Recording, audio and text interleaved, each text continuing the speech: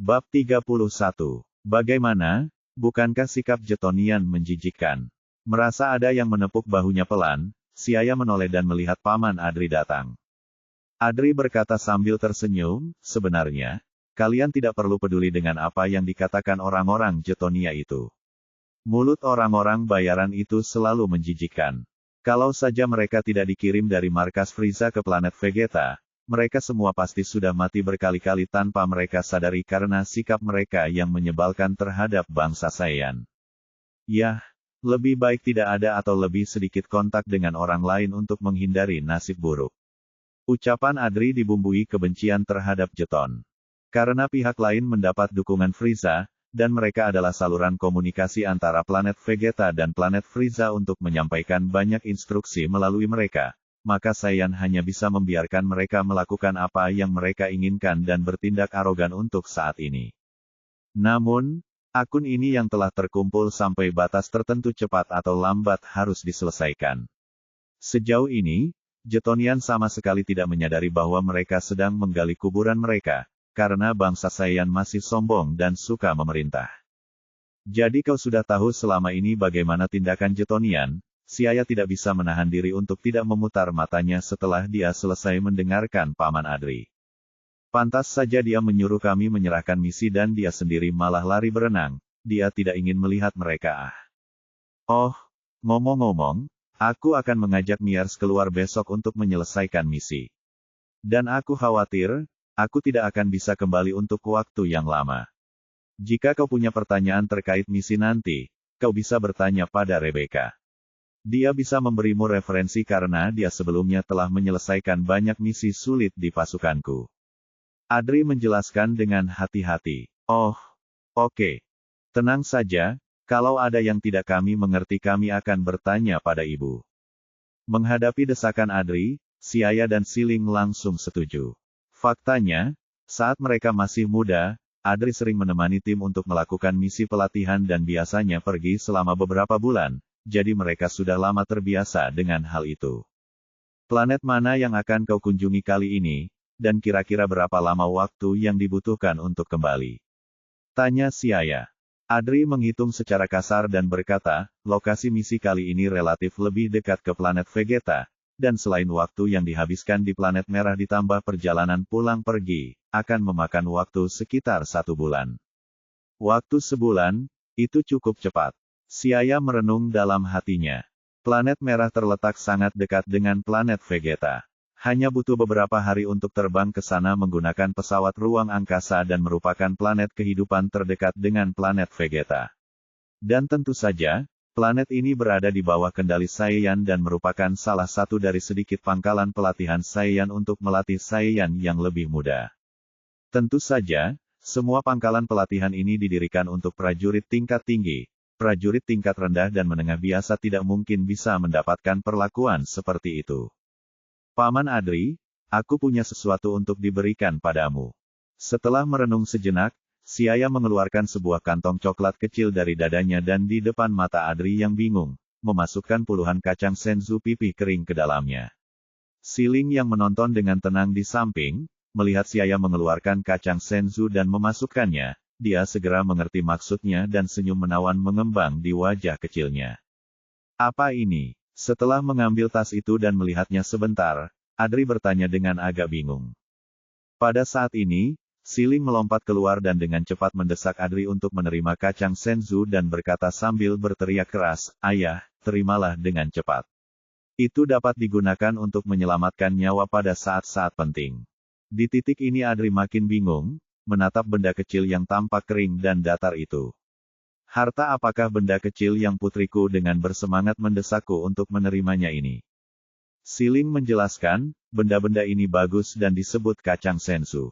Tidak peduli seberapa parah cederanya, selama masih ada satu tarikan napas, setelah memakannya akan dapat segera pulih ke kondisi puncak. Kemudian dia sekali lagi menjelaskan efek spesifik dari kacang senzu. Ternyata ada hal yang ajaib di dunia ini. Setelah selesai mendengarkan, Adri dengan ekspresi heran menatap kacang-kacangan di tangannya. Dia tidak meragukan keaslian kata-kata Siling dan memikirkan betapa pentingnya kacang-kacangan kecil yang sederhana ini. Sebagai seorang prajurit Saiyan veteran, ia telah mengalami banyak bahaya sehingga ia menyadari pentingnya obat tersebut di medan perang yang dapat menyembuhkan luka dengan cepat. Obat tersebut tidak hanya berarti satu nyawa lagi, tetapi di saat-saat kritis bahkan dapat mengubah seluruh situasi perang. Tanpa bersikap sopan, dia langsung mengambil kantong kacang senzu dan menyimpannya dengan hati-hati. Setelah itu Adri berubah serius dan berkata, "Kacang senzu, hal ini hanya kita yang boleh tahu, jangan pernah mengungkapkannya, kalau tidak itu akan membawa masalah yang tak ada habisnya. Kekayaan dapat mengubah hati seseorang, belum lagi hal semacam ini yang dapat menyelamatkan nyawa orang di saat kritis. Semakin sedikit orang yang mengetahui rahasia ini semakin baik karena tidak mungkin membocorkan informasi ini." Sebenarnya, Adri tidak perlu mengatakannya, si ayah juga tahu kebenaran ini. Alasan dia mengeluarkannya hanya demi orang-orang di sekitarnya, dia tidak punya niat untuk mengungkapkannya kepada semua orang. Bagaimanapun, kacang senzu di tangannya mungkin terlihat banyak, tetapi setiap kali digunakan, jumlahnya akan berkurang satu, jadi dia harus sangat berhati-hati saat menggunakannya. Dia secara alami tidak akan pelit terhadap orang yang dicintainya, namun orang lain bisa saja melupakan hal itu. Yah, hanya kita bertiga yang tahu tentang mereka dan aku juga tidak bermaksud untuk mengungkapkannya kepada orang lain karena menurutku saat ini bangsa Saiyan berada dalam situasi yang sangat berbahaya. Dan cara Raja Vegeta melakukan sesuatu hanya akan memperburuk kesabaran Frieza terhadap kita. Aku khawatir bangsa Saiyan akan berada dalam bahaya yang nyata saat itu. Ini bukan pertama kalinya si ayah mengatakan bahwa Frieza mungkin memiliki niat jahat terhadap Saiyan. Setelah mendengar kata-katanya, Adri tidak bisa tidak mempertimbangkannya dengan serius, bukan hanya menganggapnya biasa saja. Dia merenung sejenak dan berkata, jika Frieza benar-benar ingin menyerang Saiyan, maka kita pasti tidak akan mampu menghadapinya. Sepertinya kita perlu mencari tempat berlindung yang bagus. Ada juga alat penyadap yang dipasang pada detektor energi itu. Dia jelas punya niat jahat terhadap Saiyan. Pada saat itu, Siling yang mendengarkan di samping untuk sementara waktu melompat keluar dan berkata, "Mengenai detektor, hal itu dapat dengan mudah diperiksa dengan mendatangi alien manapun yang mengetahui sesuatu tentang teknologi tinggi dan biarkan mereka dengan cermat mencarinya." "Apa katamu?" "Mereka memasang alat penyadap pada detektor." Mendengar Frieza memasang alat penyadap pada detektor energi yang digunakan bangsa Saiyan, Adri tidak bodoh dan langsung menyadari betapa seriusnya masalah ini. "Frieza, apa yang kamu lakukan? Kamu benar-benar tidak percaya Saiyan." Wajah Adri tiba-tiba berubah muram sementara energi yang bergelora tanpa disadari keluar dari tubuhnya, dan bagaikan pusat badai, gelombang udara meledak berlapis-lapis, dan laut yang tadinya tenang dalam sekejap berubah menjadi laut yang bergemuruh. Lapisan demi lapisan gelombang udara menerpa wajah sementara rambut hitam menari-nari di udara, riang bagaikan angin. Si ayah melihat semua ini dengan heran. Dari momentum dahsyat yang keluar dari tubuh Adri, kekuatan pertempurannya setidaknya telah mencapai minimal 8.000, yang merupakan kekuatan tempur yang sangat langka. Setelah sekian lama, Adri menghela napas panjang mengusir momentum yang dahsyat itu dari tubuhnya, dan segalanya kembali tenang seolah-olah kejadian tadi hanyalah ilusi bagaikan mimpi. Bab 32. Jika Frieza benar-benar memasang alat penyadap pada detektor kita, maka dia mungkin sudah lama punya niat jahat terhadap kita, dan mungkin setiap gerakan kita berada di bawah pengawasannya. Ekspresi Adri tampak muram, berubah beberapa kali sebelum dia menoleh ke arah mereka dan memberi isyarat. "Baiklah, aku akan menangani masalah ini. Kalian berdua tidak akan ikut campur dalam masalah besar ini lagi. Aku akan pergi bersama Rebecca untuk memeriksanya." Lalu Adri tidak berbicara apapun sepanjang jalan karena pikirannya tertuju pada masa depan bangsa Saiyan, jadi dia tidak bertanya dari mana kacang senzu milik si ayah berasal. Ketika kami kembali ke rumah, Adri masuk ke kamar bersama Rebecca dan tidak keluar sampai malam. Keduanya tampak tidak sehat dan memiliki ekspresi yang gelisah. Hari berikutnya, saat cahaya pertama muncul di atas. Pagi-pagi sekali, Adri sudah pergi bersama muridnya Miers di pesawat luar angkasa untuk melaksanakan misi pelatihan di planet merah. Tentu saja, Tujuan lainnya adalah mencoba menghubungi seorang Saiyan yang agak waras untuk membahas masa depan Saiyan. Dan yang pertama muncul di benaknya adalah rekan-rekannya sebelumnya. Pertama-tama mereka harus mencari tahu seberapa kuat Frieza. Jika mereka bahkan tidak dapat menentukan kekuatan lawan mereka dengan jelas, dan mempertaruhkan segalanya dalam menyerang seperti yang dilakukan Raja Vegeta, maka hasilnya pasti akan sangat tragis. Perang tentang bertahan hidup harus dilakukan setelah mengetahui tentang musuh Anda. Sebenarnya, mengenai hal ini Siaya bisa saja membantu mereka, tetapi dia tidak bisa mengatakannya secara langsung. Bangsa Saiyan memiliki karakter yang sombong, dan terkadang bisa keras kepala. Jika kamu memberitahu mereka secara langsung bahwa Frieza cukup kuat untuk menghancurkan semua bangsa Saiyan dengan lambaian tangannya, jadi bersiap untuk mundur daripada melawannya sampai mati, maka bangsa Saiyan sama sekali tidak akan percaya atau menyetujuinya.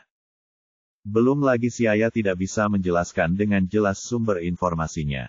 Sekalipun dia bisa menjelaskannya, mereka sudah menganggap remeh dalam hati mereka bahwa prajurit Saiyan hanya bisa mati di medan perang dan tidak bisa lari dari rasa takut. Ketika ada kehidupan, ada harapan. Konsep canggih semacam ini mungkin hanya dapat mereka pahami ketika mereka secara pribadi mengalami kekuatan Frieza yang putus asa. Dan setelah sedikit dorongan dari Siaya, barulah mereka akan membuat keputusan nyata. Nun jauh di sana, gunung-gunung dan sungai-sungai bergelombang membentang sejauh mata memandang. Matahari terbit diam-diam menjulurkan kepalanya, sinarnya menyinari bumi setelah melewati kabut tebal di hutan, dan memantulkan kerusuhan warna-warna indah di tengahnya. Karena hujan gerimis pada malam sebelumnya, dedaunan masih menyimpan beberapa tetes air kecil. Angin yang bertiup menyebabkan titik-titik air bergulir menuruni dedaunan, segera memercikkan lebih banyak kabut tipis, membentangkan pemandangan indah di antara dedaunan hijau di hutan lebat, bersinar dan berkilauan di atmosfer yang padat, penuh dengan aura kehidupan. Rumah Siling, di dalam ruang pelatihan berbentuk setengah bola. Biasanya digunakan oleh bangsa Saiyan untuk latihan, panjang dan lebarnya serupa dan berukuran lebih dari 10 meter. Dinding setengah lengkungnya dibangun menggunakan logam paduan paling canggih, dan lapisan atasnya dicat dengan cat penyerap energi khusus yang dapat digunakan untuk menyerap kelebihan energi yang tersebar selama latihan. Seluruh tempat latihan bersinar dengan cahaya keperakan yang memberikan kesan sangat modern, namun, sama sekali tidak tampak menyilaukan. Ini adalah ruang pelatihan yang sangat umum yang tidak memiliki sistem kontrol untuk menyediakan udara tambahan, suhu, serta gravitasi. Secara umum, semua alien di alam semesta menggunakan ruang pelatihan seperti itu, yang tidak memiliki pengaturan bawaan seperti ini. Mereka belum menyadari pentingnya elemen-elemen kecil yang tidak penting ini terhadap pelatihan. Pada saat ini di kedua sisi ruang pelatihan berbentuk lengkung, robot yang digunakan untuk perlindungan telah diaktifkan sepenuhnya. Mata merah tunggal mereka berkedip dengan cahaya merah tua yang bergetar, dan dua peluncur energi di dada mereka terisi dengan energi, memancarkan cahaya biru redup. Di tengah lapangan latihan, dua sosok kecil yang bergerak cepat melintasi lapangan bertarung dengan sengit satu sama lain. Dan pada saat yang sama, mereka juga menghindari serangan mendadak dari para robot. Kecepatan pertarungan jarak dekat mereka begitu cepat sehingga bayangan-bayangan muncul saat sering bertarung puluhan ronde dalam sekejap mata. Robot-robot itu menembak dalam pola yang teratur dan tetap. Sinar energi biru samar yang ditembakkan dari peluncur tabung dada, bertemu dalam pola silang di udara membentuk jaringan besar, seperti sedang memancing dua anak di tengah. Tubuh di udara berhenti sebentar, mengubah lintasannya seperti awan yang mengambang dan air yang mengalir, hampir menghindari energi dari sudut yang tak terbayangkan. Merasa senang, Siaya menatap gadis muda di depannya dengan mata penuh ekspresi tersenyum. Siling memiliki ekspresi serius di wajahnya yang cantik. Meskipun mereka hanya menggunakan aura lemah selama pertarungan umum ini, postur Siaya masih memungkinkannya untuk melihat seniman bela diri yang berbeda, percaya diri dan tenang. Aura yang kuat langsung mengenai wajah. Sosok Siaya menghilang di depan Siling, sementara matanya terus berputar mengikuti sosoknya.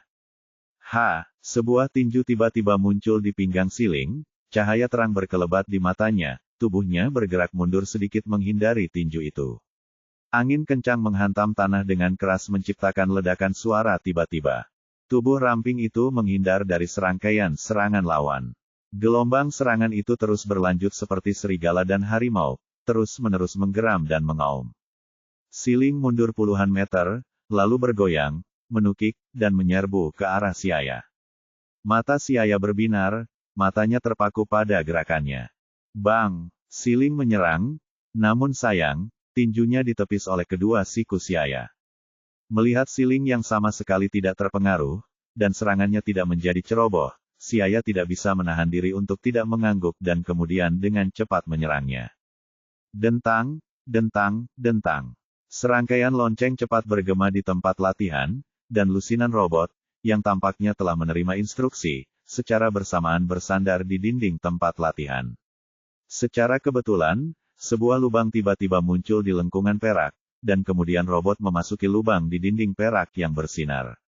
Rebecca diam-diam menonton di samping, dan ketika dia melihat Siaya dan Siling keluar dari ruangan setelah menyelesaikan pelatihan, dia menyerahkan 2 handuk dan tertawa, "Ini, bersihkan keringatmu dulu. Kupikir kamu sudah bisa menghadapi 32 robot sambil menyerang satu sama lain secara bersamaan." Harus diketahui bahwa pancaran energi dari robot itu bisa mencapai 800 poin. Dari sini, tampaknya kekuatan pertempuranmu hampir mendekati 1000. Hanya 1000 kekuatan pertempuran, tidak seberapa. Kita masih punya jalan panjang. Siaya menyeka keringat di dahinya dan berkata, "Jika bukan karena menahan kinya, maka gerakan kecil ini saja tidak akan membuatnya berkeringat." "Bu, apakah susunan acara misi baru kita sudah datang?" tanya Siling dengan suara tegas sambil meneguk air dari botol airnya. Rebecca tersenyum, mengeluarkan sebuah dokumen dan menyerahkannya.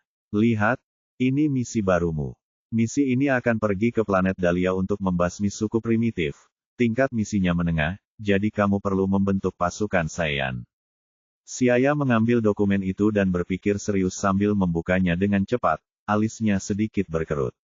Planet Dahlia dekat dengan planet perantara, dengan kekuatan yang sama dengan planet Selma dari misi terakhir. Namun, kali ini kantor administrasi misi mengharuskan mereka untuk membentuk pasukan Saiyan dan memasuki planet Dahlia. Misi-misi ini dikeluarkan langsung dari markas besar Frieza berdasarkan situasi Saiyan. Meskipun Jetonia di kantor administrasi misi sangat menyebalkan, namun mengenai hal ini ia tidak berani menentang keinginan markas besar Frieza dan menambahkan detail tambahan pada dokumen misi. Bab 33, Misi Tingkat Menengah, yang berarti bahwa kekuatan pertempuran makhluk asli hampir di atas 1000. Suara Siling agak malas, pada kenyataannya, jenis pertempuran tingkat rendah ini sudah tidak mampu membangkitkan harapannya. Rebecca mengerutkan kening, putrinya bisa kehilangan nyawanya kapan saja jika sikapnya seperti ini, jadi dia memarahi dengan keras, "Siling, jangan berpuas diri karena menyelesaikan misi planet Selma. Misi dari kantor administrasi misi semuanya menjalani pemeriksaan serius. Karena ada persyaratan untuk membentuk pasukan Saiyan kali ini untuk menyelesaikan misi, maka planet Dahlia mungkin tidak biasa. Jika kamu menganggapnya enteng maka kamu kemungkinan besar akan mengalami kecelakaan." Karena tidak merasa tenang, dia juga menasihati Siaya, "Ya kecil, kamu harus merawatnya dengan baik di sana." "Mehem, aku akan menjaganya dengan baik." "Ya." Siling mengesampingkan sikap santainya, planet Dahlia mungkin tidak menarik perhatiannya, tetapi dia juga tidak bisa menunjukkan dirinya memperlakukannya terlalu enteng. Segera setelah itu, mereka mengemasi barang bawaan mereka, mengucapkan selamat tinggal kepada Rebecca dan pergi ke tempat berkumpulnya skuad. Di pinggiran kota, di dataran yang jauh dari gedung-gedung berteknologi tinggi. Jaraknya sekitar 100 km dari kota, dan bahkan lebih jauh lagi dari pelabuhan antariksa. Meskipun bukan di tengah daratan, namun lingkungan di sini tidak bagus, warna kuning pucat menjadi tema di sini. Dasar sungai telah mengering yang menyebabkan beberapa retakan terbuka. Rumput-rumput yang berserakan berkibar tertiup angin. Di hamparan padang gurun yang luas, beberapa pohon tanpa cabang di bawah 10 meter berdiri tegak sampai di atasnya. Pohon yang tinggi itu terbagi menjadi beberapa cabang yang membentuk tudung pohon bulat yang tampak seperti permen lollipop besar yang disisipkan di sana dari jauh. Ini adalah tanaman gurun yang paling umum. Di bawah pohon yang rimbun, naungan besar menutupi terik matahari. Di sudut yang remang-remang, beberapa orang Saiyan berkumpul bersama, 2 pria dan 2 wanita berusia sekitar 11 atau 12 tahun, dan mengenakan baju perang berwarna coklat tua. Hei, Bailey, menurutmu siapa yang akan menjadi kapten kita kali ini? Seorang Saiyan kurus berteriak dengan suara keras. Saiyan Bailey yang dipanggil, menatap dingin dan berkata dengan kasar, bagaimana aku bisa tahu siapa kaptennya? Lydia, dasar idiot, jangan menyeretku ke bawah selama misi. Aku tidak ingin kau mengorbankan penyelesaian misi. Oh, bagaimana bisa kau berkata begitu? Bagaimanapun, kekuatan pertempuranku sudah mencapai 750. Mengenai hal menyeret ke bawah, bukankah seharusnya kau, Bailey yang tidak berguna? Saiyan Lydia yang kurus mengejek. Anda, Bailey berdiri dengan marah, dan tubuh kekarnya menyerbu ke arah Saiyan bernama Lydia dan bergulat dengannya sambil saling menarik ekor. Cukup, kalian berdua berhenti, atau jangan salahkan aku karena bersikap tidak sopan. Bersamaan dengan suara dingin, seorang gadis jangkung berdiri, matanya yang jernih bersinar dengan dingin dan aura yang kuat dan mengesankan menyerang mereka. Shell, Anastasia marah. Pasti marah, kita tidak boleh membuatnya marah. Bailey dan Lydia langsung gemetar, dengan patuh melepaskan satu sama lain, dan berdiri diam seperti tikus yang menjadi kaku setelah melihat kucing. Dapat dikatakan bahwa di antara mereka berempat, Anastasia memiliki battle power tertinggi yaitu 840, jadi mereka tidak berani memprovokasinya. Sambil menatap mereka dengan dingin, Anastasia berbalik untuk melihat ke arah gadis lain di samping dan bertanya, Angelin, apakah kamu punya informasi tentang kapten? Para wanita Saiyan yang bernama Angelin menggelengkan kepalanya. Selain sang kapten, anggota lainnya tidak mengetahui tentang para kandidat Saiyan yang ikut serta dalam misi tersebut.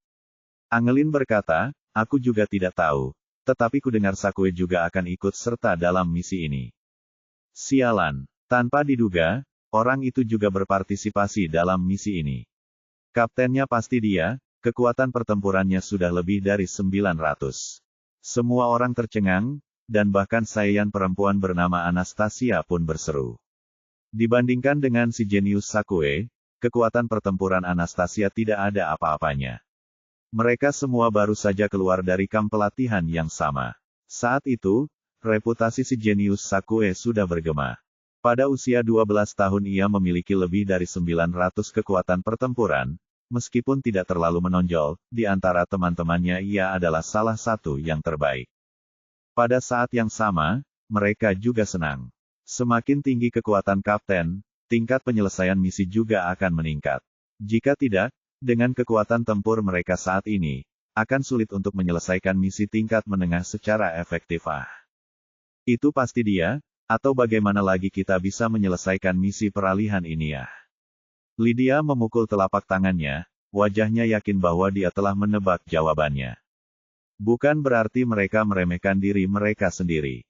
Hanya dengan mengandalkan kekuatan bertarung mereka berempat, tingkat kesulitan menyelesaikan misi pemusnahan planet Dahlia terlalu besar. Tepat saat itu, mereka melihat siluet terbang dari cakrawala yang jauh. Ia mengenakan baju tempur khas Saiyan, bertubuh tinggi tegap, bermata tajam, dan berambut panjang berkibar-kibar. Sakue lah yang sedang mereka bicarakan. Begitu dia melihat keempat Saiyan itu mendarat di tanah, matanya yang tenang menunjukkan jejak ketidakpuasan. Dia berkata dengan suara yang dalam, siapa di antara kalian berempat yang menjadi kapten kali ini? Mendengar pertanyaan Sakue, semua orang tentu saja menjadi tercengang sejenak. Apa yang terjadi, bukankah Sakue kapten mereka? Lydia bertanya dengan heran, Sakue, bukankah kamu kaptennya? Tentu saja tidak, aku juga ingin tahu siapa kaptennya. Nada bicara Sakue dingin, matanya berbinar. Dia juga ingin tahu siapa sebenarnya yang akan menjadi kapten mereka. Bagaimana mungkin, kalau bukan kamu, siapa yang bisa menjadi kapten? Bailey merasa sulit untuk mempercayainya. Semua jenius seusianya memiliki nama yang dikenal dan beberapa kandidat selain Sakue adalah, apakah itu Aisla, Kyle, atau Bensley. Namun, Anastasia di sampingnya menggelengkan kepalanya dan berkata, itu tidak mungkin mereka. Aku tahu mereka semua sedang menjalankan misi lain.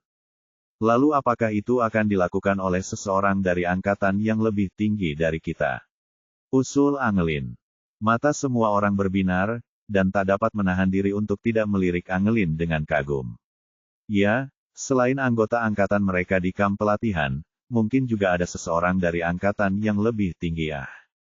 Misi pemusnahan planet Dahlia sangatlah sulit, dan bahkan mungkin muncul musuh yang kuat dengan lebih dari 1000 kekuatan pertempuran, jadi menempatkan seorang Saiyan dari angkatan yang lebih tinggi sebagai kapten juga sangat normal. Mereka tidak menyangka bahwa seorang Saiyan yang lebih muda dari mereka yang terpilih. Pertama, secara diam-diam mereka tidak percaya kalau seorang pendekar tingkat menengah yang lebih muda dari mereka bisa sekuat itu, dan kedua, Sakue merupakan salah satu pendekar tingkat menengah yang cukup terkenal di antara kelompok mereka, dan perbedaan bakat di antara mereka tidak terlalu besar, jadi mengatasi rentang usia ini akan sangat sulit. Namun, situasi sesungguhnya mungkin di luar ekspektasi mereka. Bab 34. Namun karena sang kapten belum muncul, mereka belum bisa memastikan spekulasi mereka dan hanya bisa terus menunggu. Sakue juga menemukan sebuah pohon rindang untuk duduk dengan jarak tertentu di antara mereka. Mereka semua tahu karakternya sehingga mereka mengabaikannya dan mulai membicarakan misi kali ini di antara mereka sendiri. Dan saat mengobrol, mereka mengganti topik pembicaraan dan membicarakan kemajuan kultivasi masing-masing yang membuat mereka kembali bertengkar, meneriakkan umpatan. Jauh di sana, Sakue mengerutkan kening sambil melihat orang lain yang asyik mengobrol dan merenung. Orang-orang ini, jangan bilang mereka bahkan tidak tahu pentingnya misi ini. Tidak tahu siapa yang akan menjadi kapten, semoga kekuatannya tidak terlalu buruk. Pasukan bentuk Saiyan untuk melaksanakan misi yang merupakan kejadian yang sangat umum, untuk meningkatkan efisiensi penyelesaian misi. Dan seiring bertambahnya usia, prajurit tingkat menengah harus membentuk pasukan tempur secara terpisah sebelum dewasa, dan setelah pasukan tersebut terbentuk, pasukan tersebut tidak akan mudah dibubarkan kecuali mereka mengalami kecelakaan dan akan bertahan lama. Dengan kata lain, Sakue dan mereka akan menjadi anggota pasukan di masa mendatang. Saat ini, ia tentu berharap kekuatan pasukannya tidak terlalu buruk. Sambil menggelengkan kepalanya diam-diam, dia menyingkirkan pikiran-pikiran itu sejenak. Dia mendesah pelan dan berbaring di atas batu retak, menjadikannya sebagai bantal, dan memandang langit dengan santai. Langitnya merah cerah, atmosfernya halus tanpa lipatan, beberapa awan mengambang di kejauhan sambil berubah bentuk dari waktu ke waktu karena angin. Awan-awan mulai bergulung karena angin yang bertiup, dan matahari menyinari tanah dengan bayangan yang tidak beraturan. Tiba-tiba, Sakue menemukan 2 titik hitam muncul di cakrawala. Ia mengerahkan tenaga di lengannya dan melompat tinggi, berdiri dengan cara yang alami. Kemudian yang lain juga menemukannya. Hei, ada seseorang datang. Suara Anastasia yang terdengar menyenangkan terdengar. Apakah itu kapten? Angelin bergumam penuh harap. Sakue tidak mendengarkan suara-suara di dekat telinganya, menyipitkan mata ke kejauhan mencoba melihat dengan jelas kedatangan orang-orang. Ketika jarak di antara mereka semakin dekat, mereka terkejut ketika mengetahui bahwa mereka adalah 2 orang Saiyan kecil, seorang pria dan seorang wanita, dan jelas lebih muda dari mereka. Kenapa anak-anak? Jangan bilang mereka juga ada di pasukan kita. Seru Lydia, melihat 2 orang muncul di depannya, wajahnya menampakkan ketidakpercayaan. Tidak mungkin, kantor administrasi misi tidak membuat masalah, kan? Bailey sedikit ragu. Tapi lihat, mereka jelas datang ke arah kita. Itu benar. Akhirnya, di depan mata mereka yang tidak percaya, Siaya dan Siling mendarat dengan mantap tidak jauh dari sana, dengan semua tanda yang menunjukkan bahwa kedua orang itu jelas merupakan anggota pasukan mereka. Apakah kantor administrasi bercanda, sebenarnya mengirim 2 anak? Pada saat ini, Siaya memperlihatkan senyum tipis di sudut mulutnya, matanya memperhatikan ekspresi semua orang. Dia berjalan di depan mereka dan berteriak dengan suara rendah. Sakue, 12 tahun, Battle Power 925. Anastasia, 12 tahun, kekuatan pertempuran 840. Lydia, 12 tahun, kekuatan pertempuran 750. Angelin, 12 tahun, kekuatan pertempuran 788. Bailey, 12 tahun, battle power 738. Siaya menyebutkan nama dan kekuatan tempur semua orang satu persatu. Mengetahui nama dan kekuatan tempur anggota tim hanya bisa menjadi hak istimewa kapten, jadi dia benar-benar kapten. Orang-orang Saiyan semuanya tidak percaya. Terutama Sakue, wajahnya tiba-tiba menjadi sangat tidak sedap dipandang, cahaya dingin berkedip-kedip di sepasang matanya yang acuh tak acuh. Sial, mereka berdua jelas lebih muda dariku tetapi dia sebenarnya kapten. Sakue mengepalkan tinjunya, menyebabkan jari-jarinya menjadi pucat karena menggunakan terlalu banyak kekuatan, tubuhnya juga sedikit gemetar karena marah. Suaranya acuh tak acuh dan kasar, apakah Anda kapten kami? Saya akan katakan dengan jelas sebelumnya, saya tidak akan mengakui orang lemah sebagai kapten kami. Anastasia melirik Sakue, meskipun dia tidak mengatakannya, tatapannya sedikit berbinar, jelas-jelas berpikiran sama. Meskipun dia bukan yang terbaik di antara teman-temannya, dia tetap dianggap luar biasa dan tidak akan merendahkan dirinya untuk tunduk kepada seseorang yang jelas-jelas lebih muda dari mereka. Yang lain, melihat sikap Sakue dan Anastasia, tidak bisa menahan diri untuk mengangguk satu persatu. Hanya orang kuat yang ingin menjadi kapten. Siaya menahan senyum tipis di wajahnya. Dia sangat menyadari kepribadian Saiyan jadi tidak menganggapnya sebagai reaksi yang aneh. Sebaliknya, jika mereka menerimanya sebagai kapten tanpa melihat kekuatannya, maka itu akan menjadi hal yang tidak terduga. Namun, perasaan dipandang rendah oleh orang lain memang tidak menyenangkan. Tentu saja, agar para Saiyan ini tahu tempat mereka dan mengakuinya sebagai kapten, dia harus mengambil tindakan nyata. Oleh karena itu, wajah Siaya sekali lagi berseri-seri dengan senyum lebar. Siling yang diam-diam menonton di dekatnya melihat wajah Siaya menampakkan senyuman, hanya saja senyuman itu terlihat sangat menakutkan. Baiklah, aku kaptenmu. Suara tenang terdengar dari mulutnya, Siaya berjalan ke arah Sakue dengan kedua tangan di belakang punggungnya.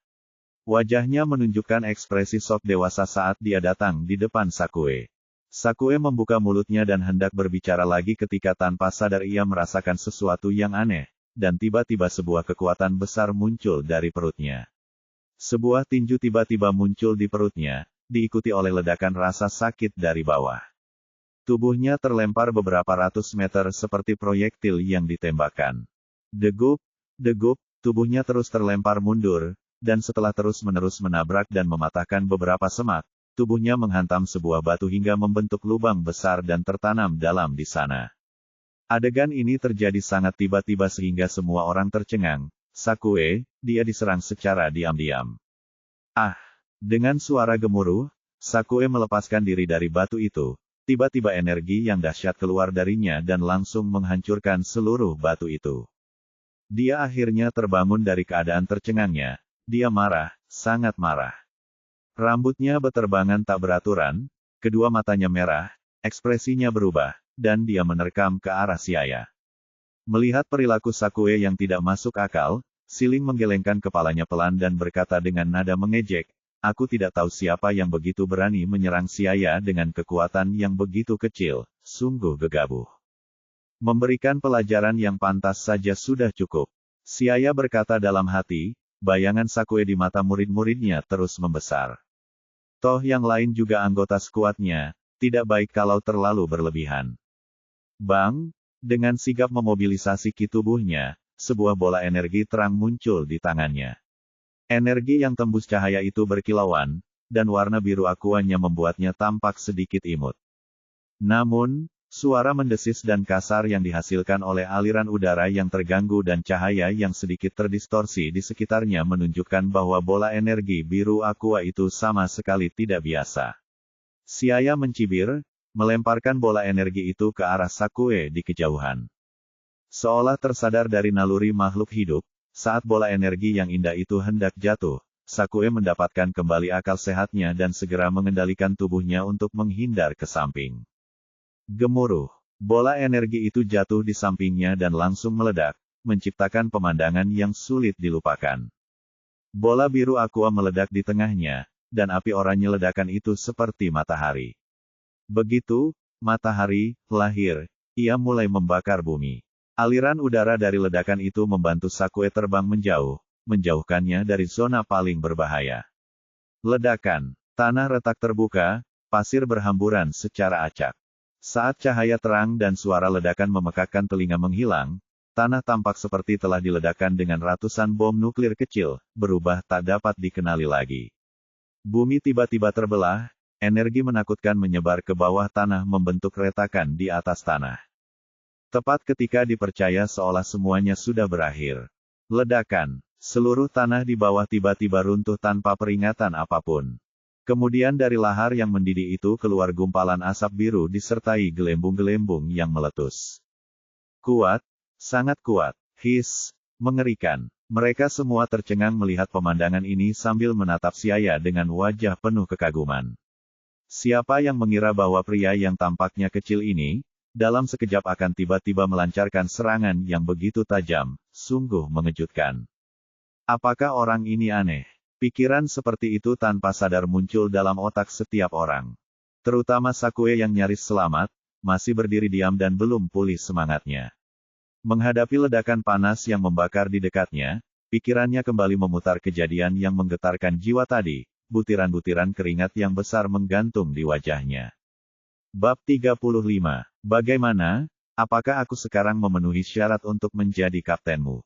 Kata Siaya sambil tersenyum. Dengan aura pemenang, senyumnya tampak sangat mempesona di mata semua orang Saiyan yang hadir. Sakue menggelengkan kepalanya untuk menyadarkan dirinya, lalu menatap tanah yang tidak rata dan hancur, terutama lubang yang dalam dan besar itu, lalu menggelengkan kepalanya dengan ekspresi getir. Aku selalu berpikir bahwa aku menonjol di antara teman-temanku, bahkan membanggakan bahwa aku sendiri tidak terlalu buruk dibandingkan dengan para Saiyan yang lebih tua, tetapi siapa sangka aku hanyalah seekor katak yang melihat ke langit dari dasar sumur. Mengingat serangan cepat tadi, Sakue benar-benar yakin, jika kamu saja tidak memenuhi syarat untuk menjadi kapten, lalu siapa lagi yang memenuhi syarat? Sambil menepuk bahu Sakue, Siaya tertawa terbahak-bahak dan berkata, hahaha, namaku Siaya. Mulai sekarang, nama pasukan kita adalah pasukan Siaya dan kalian semua akan menjadi anggotanya. Namun, aku akan mengatakannya dengan terus terang terlebih dahulu. Begitu kalian bergabung dengan pasukan, kalian harus mengikuti perintah, atau jangan salahkan aku karena tidak menunjukkan belas kasihan. Tenanglah Kapten, kami pasti akan mematuhi perintah. Sakue dan yang lainnya saling melirik, sambil menganggukkan kepala berulang kali. Saiyan mematuhi perintah yang kuat adalah hal yang wajar. Selama kapten tidak menyuruh mereka pergi dan mengorbankan nyawa mereka, mereka akan melaksanakan perintah itu dengan tegas. Pada saat yang sama, perasaan bersemangat muncul di hati mereka. Dengan kapten yang begitu kuat, apakah mereka masih perlu takut tidak dapat menikmati pertempuran sepenuhnya? Memikirkan hal ini, beberapa Saiyan memperlihatkan senyum gila di wajah mereka. Sedikit ketidakbahagiaan di hati Sakue pun sirna sepenuhnya. Bangsa Saiyan disebut ras petarung karena selain kecanduan perang hingga ke sumsum tulang belakang mereka, kemampuan hebat mereka dalam melaksanakan perintah juga membuat orang lain terkesima. Bangsa Saiyan adalah tentara bayaran yang dikaruniai karunia surgawi. Selama ada misi yang diumumkan, mereka akan senang menyelesaikannya. Bangsa Saiyan tidak melaksanakan misi demi uang, karena uang tidak ada gunanya bagi mereka, mereka hanya menikmati kesenangan dalam bertempur. Siaya sampai pada kesimpulan seperti itu. Terkadang ia bertanya-tanya apakah jika bangsa Saiyan tidak disewa oleh pasukan Frieza, tetapi malah langsung menerima misi yang dikeluarkan oleh organisasi langsung sistem Bima Sakti seperti polisi luar angkasa, apakah bangsa Saiyan masih akan memiliki reputasi buruk seperti itu? Sambil menggelengkan kepalanya untuk menjernihkan pikiran-pikiran yang tidak realistis itu, ekspresinya berubah serius dan berkata, kalau begitu, selanjutnya aku akan menjelaskan tentang misi kali ini. Mungkin kamu sudah tahu bahwa tujuan misi kita adalah planet Dahlia. Tatapannya menyapu semua orang. Melihat Siaya menyebut planet Dahlia, ekspresi Sakue dan semua orang berubah serius. Ini adalah planet yang mendekati level tengah, yang berarti kita mungkin bisa mengalami sesuatu yang tidak terduga kapan saja, dan jika itu terjadi maka aku khawatir kecuali aku, Siling dan Sakue, kalian semua akan menghadapi risiko yang sangat besar, terutama Lydia dan Bailey, karena kekuatan pertempuran kalian adalah yang terendah, kalian harus lebih berhati-hati. Kapten, tenang saja, kami mengerti. Melihat semua orang mendengarkan dengan seksama, Siaya merasa tenang. Dia kemudian menunjuk Siling dan memperkenalkannya kepada semua orang. Nah, ini adikku Siling, dia juga anggota pasukan. Selain itu, kekuatan pertempurannya juga tidak kalah dibandingkan dengan milikku. Tentu saja kekuatan ini setelah penekanan battle power. Satu persatu, Sakue dan yang lainnya mengalihkan perhatian mereka ke Siling. Mata mereka penuh dengan keheranan, terutama Anastasia dan Angelin. Sama seperti Saiyan perempuan, mereka iri pada Siling karena memiliki kekuatan pertempuran seperti itu. Kapten, berapa umurmu dan Siling, dan berapa kekuatan tempurmu? Orang yang berbicara adalah Anastasia yang bertubuh tinggi, dia berusia 12 tahun dan telah memasuki masa remaja, dengan rambut indah berkibar di udara, fitur kewanitaannya terlihat jelas. Dia tampak paling dewasa di antara beberapa Saiyan. Menggambar lengkungan indah di sepanjang mulutnya, Siling berkata dengan suara yang tegas, aku dan Siaya akan segera berusia 9 tahun. Mengenai kekuatan pertempuran, Siaya adalah 1000, dan milikku adalah 970. Kembali ke planet Vegeta selama beberapa hari terakhir, mereka kembali meningkatkan kekuatan pertempuran mereka beberapa lusin poin. Meskipun suaranya rendah, kedua angka yang mencolok itu menantang seperti gemuruh guntur, tiba-tiba membuat Anastasia dan semua orang terdiam. 1000 kekuatan pertempuran, 970 kekuatan pertempuran. Dan usianya hanya 9. Beberapa orang Saiyan menatap mereka dengan rasa tidak percaya, tetapi kekuatan menakutkan dari sebelumnya masih melekat di pikiran mereka sehingga mereka harus percaya bahwa semuanya nyata. Baru berusia 9 tahun, tetapi kamu memiliki kekuatan pertempuran yang sangat tinggi. Apakah kamu benar-benar hanya seorang prajurit tingkat menengah? Bukankah seharusnya itu prajurit tingkat tinggi?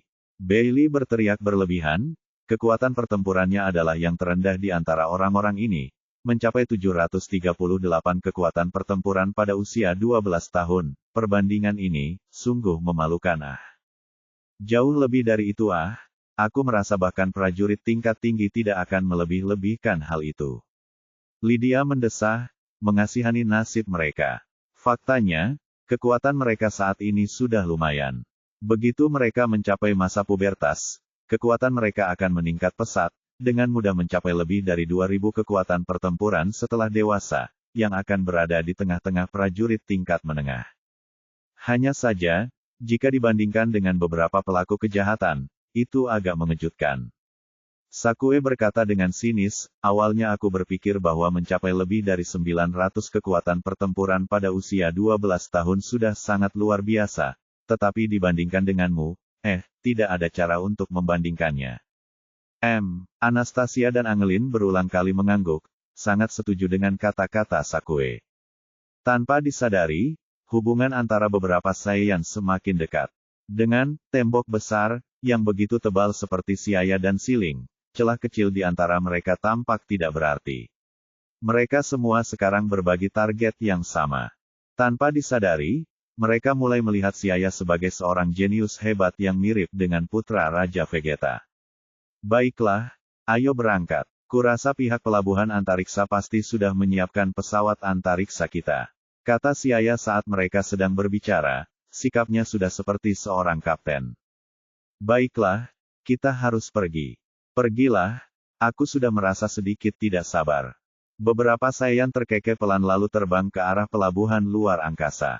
Setengah jam kemudian, 7 orang memasuki area pelabuhan luar angkasa, mendarat satu persatu, lalu dipandu oleh pemandu ke area tempat pesawat ruang angkasa pribadi mereka berlabuh.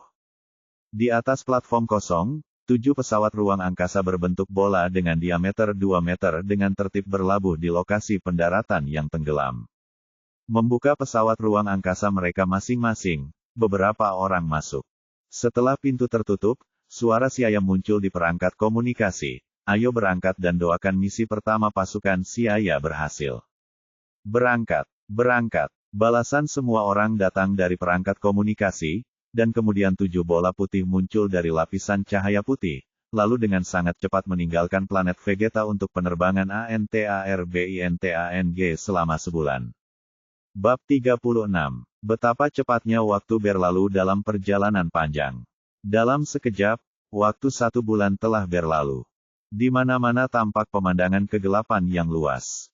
Bintang-bintang yang tak terhitung jumlahnya memancarkan cahaya putih yang mempesona berkilauan seperti berlian kecil yang tertanam di piring hitam yang menunjukkan keindahan yang tenang dan tak berubah. Tiba-tiba, ada cahaya terang yang berkedip-kedip. Di luar angkasa yang dalam dan tenang, kedipan itu sangat terlihat. Setelah mendekat, 7 pesawat ruang angkasa berbentuk bola samar-samar muncul dari cahaya terang itu. Di jagat raya yang luas, jarak antara 2 planet sangatlah jauh, bahkan jarak terdekatnya membentang hingga tahun cahaya yang tak terhitung. Namun, berkat teknologi canggih dari peradaban jagat raya, perjalanan antar bintang di dunia bola naga menjadi jauh lebih mudah dan cepat. Dalam waktu beberapa bulan atau bahkan beberapa hari, perjalanan melintasi beberapa medan bintang dapat dilakukan. Dari planet Vegeta, beberapa bintang jauhnya, sebuah planet berwarna pucat berputar mengelilingi sebuah planet kuning kecil di pusat galaksi. Planet Dahlia, di dasar sungai yang kering. Dengan suara gemuruh yang memekakkan telinga, beberapa bola merah melayang turun setelah melewati awan. Gemuruh, setelah suara benturan, debu langsung beterbangan menutupi langit dan matahari. Karena debu tidak memiliki kadar air, debu tidak dapat menyebar dalam waktu lama, membentuk awan debu tebal. Tak lama kemudian, 7 sosok muncul dari beberapa kawah yang kedalamannya tidak diketahui. Lydia memimpin dan terbang ke langit sambil menutup mulutnya untuk menghalangi pasir yang berhamburan di udara. Suhu tinggi yang bersinar dari terik matahari setelah melewati atmosfer tipis menyebabkan kulit yang terpapar merasakan semacam sensasi terbakar yang menyengat. Lydia ingin menarik napas dalam-dalam tetapi dia tersedak oleh udara yang membakar, lalu batuk dengan cepat. Siaya, Siling, dan yang lainnya juga terbang ke langit, mengamati vegetasi yang jarang di sekitarnya, dan menemukan bahwa itu menyerupai lingkungan tanah tandus planet Vegeta. Planet Dahlia adalah planet berbatu berwarna abu-abu yang sebagian besar daratannya tandus karena kurangnya pasokan air dalam jangka waktu yang lama dan merupakan tempat yang kurang nyaman. Suara lembut seorang gadis terdengar. Setelah mengerjakan pekerjaan rumah yang cukup sebelum datang ke sini, Anastasia merasa tidak puas dengan kondisi lingkungan di sini. Panas yang menyengat, tekanan yang tinggi, dan juga kurangnya kelembaban di sini sangat berbahaya bagi kulit gadis itu. Siling dan Angelin langsung menjawab. Sambil melihat sekeliling dan tidak melihat tanda-tanda kehidupan, Sakue berkata dengan ekspresi serius, lingkungan di sini sangat buruk. Sulit untuk membayangkan bahwa planet ini mendekati tingkat menengah. Alam sangat memperhatikan hukum rimba, di mana yang terkuatlah yang harus bertahan hidup. Seringkali, semakin keras kondisinya, semakin ulet makhluk hidup yang lahir. Mata Siaya sedikit menyipit, wajahnya menunjukkan secercah senyum yang hampir tak terlihat, lalu menekan tombol detektor energi. Suara elektronik bip-bip muncul. Dan segera setelah itu informasi planet Dahlia muncul. Tenggara, 170 km, kekuatan pertempuran 920. Selatan, 56 km, kekuatan pertempuran 568. Selatan, 167 km, kekuatan pertempuran 869. Semua orang juga membuka detektor energi masing-masing, tetapi segera mereka dikejutkan oleh serangkaian data yang menyilaukan. Tanpa diduga, sejumlah besar angka hijau muncul di kacamata berlensa tunggal, mendominasi layar. Sialan, banyak banget. Sakue yang terkejut tidak bisa menahan diri untuk mengumpat. Ini adalah pertama kalinya mereka menghadapi situasi seperti itu. Oleh karena itu, mereka tidak punya pilihan selain mengatur batas bawah pembacaan energi secara manual, sehingga mereka dapat mengecualikan sejumlah besar data, yang akan membuatnya sedikit lebih jelas untuk dilihat. Ini adalah satu-satunya jalan keluar. Kecuali Siaya dan Siling, yang lain masih terjebak. Karena mereka menemukan bahwa bahkan setelah pengecualian, banyak data masih ditampilkan pada kacamata berlensa tunggal. Selain itu, sering kali kelompok yang terdiri dari 3 atau 4 dikelompokkan bersama, yang memiliki setidaknya puluhan sumber energi dalam kelompok kecil titik terang. Ah, ini, bungkusan. Angelin kehilangan ketenangannya yang biasa, suaranya agak gemetar. Bahkan jika orang Saiyan adalah pecandu perang, menghadapi situasi yang benar-benar tidak menguntungkan, mereka juga akan merasa takut. Semua ras di planet Dahlia adalah suku primitif yang hidup berkelompok. Jika kita memprovokasi salah satu dari mereka, maka kita harus menghadapi pembalasan yang membabi buta dari seluruh suku. Wajah Sakue juga jelek, meskipun tidak banyak yang benar-benar dapat menjadi ancaman bagi mereka di antara segelintir data, mereka tidak sebanding dengan jumlah yang besar. Bayangkan saja, ketika bertarung melawan lawan yang seimbang dan juga harus menghadapi serangan puluhan lawan yang agak lebih lemah dari mereka, perasaan itu sungguh mengerikan. Karena mereka terbagi dalam suku-suku, mereka juga seharusnya memiliki hubungan yang bermusuhan satu sama lain, yang setidaknya memberi kita kesempatan. Menganalisis situasi saat ini, Anastasia mengerutkan kening. Karena mereka memiliki terlalu sedikit informasi, banyak hal yang belum dapat dianalisis. Hehe, tidak perlu bicara apa-apa sekarang. Jadi, kita bagi menjadi beberapa kelompok dan singkirkan dulu penduduk asli yang sendirian, baru bicara. Siaya merenung sejenak lalu membagi tim menjadi beberapa kelompok. Aku, Siling, dan Sakue adalah yang terkuat, jadi bisa bergerak sendiri-sendiri. Kekuatan pertempuran Bailey dan Lydia adalah yang terendah dan akan membentuk kelompok dengan Anastasia dan Angelin. Ketika semua orang mengambil tindakan, kamu harus benar-benar berhati-hati agar tidak membuat marah kawanan aborigin yang kuat itu. Setelah kita menyingkirkan semua aborigin yang sendirian, kita akan berkumpul lagi di sini. Ya, oke, Kapten. Jadi berangkatlah. Beberapa anggota pasukan Siaya menanggapi dengan keras. Bailey dengan kekuatan pertempuran terendah dan Anastasia membentuk kelompok, diikuti oleh Lydia dengan kekuatan terendah kedua dan Angelin. Kemudian Siaya, Siling, dan Sakue bergerak sendiri-sendiri karena mereka cukup kuat. Kelima kelompok memilih 5 arah berbeda untuk mengambil target mereka masing-masing, bergerak cepat. Setelah semua orang berangkat, Siaya diam-diam menutup matanya dan merasakan aura di planet Dahlia sebelum terbang ke area di mana aura paling terkonsentrasi. Matahari yang terik menggantung di langit. Terik matahari memanggang tanah. Di dataran tinggi yang sunyi dan tandus itu, hanya ada sedikit tanda-tanda kehidupan, yang tersisa hanya beberapa semak kering yang tumbuh di tanah kering, bergoyang lembut. Siaya terbang cepat sambil memancarkan cahaya kuning dari tubuhnya. Siu, seberkas cahaya melintas, meninggalkan sinar cahaya redup seperti batu permata yang berkilauan. Dia perlahan-lahan tiba di dekat sasaran. Aura yang dirasakan juga menjadi semakin jelas dan jelas, tiba-tiba. Ah, dia seorang ahli, bukan hanya satu. Merasakan aura kuat yang datang dari depan, Siaya sedikit menyesuaikan diri dan langsung terbang ke arah beberapa aura tersebut. Saat mendekati sasaran, ia mendapati bahwa ia telah terbang keluar dari tepi gurun, di mana beberapa tumbuhan dapat terlihat jelas dan sudah ada tanda-tanda air di kejauhan. Siaya merasakan lusinan aura kuat di depannya, masing-masing mendekati 1000 kekuatan pertempuran. 978, 945, 984. Siaya tersenyum tipis, tertawa pelan. Meskipun kekuatan tempur kecil ini tidak bisa dianggap sebagai makanan pembuka baginya, kekuatan itu sebenarnya adalah kekuatan puncak di planet Dahlia. Kalau begitu, mari kita mulai dari dirimu dulu. Setelah sekilas pandang, tubuh Siaya sudah muncul di atas sumber energi tersebut. Itu adalah suku primitif kecil. Suku aborigin tampak seperti manusia keras setengah berevolusi, dengan gigi tajam menonjol yang berkilauan dengan cahaya yang menyilaukan, ditutupi seluruhnya dengan lapisan bulu biru hijau, dan tubuh bagian bawah ditutupi kulit binatang, jelas sudah memiliki kesadaran tertentu akan peradaban. Ketika suku aborigin melihat penampakan sosok manusia di langit, mulut mereka mengeluarkan suara, gulu-gulu, seperti sedang berbicara dan juga suara raungan rendah seperti binatang buas. Bab 37.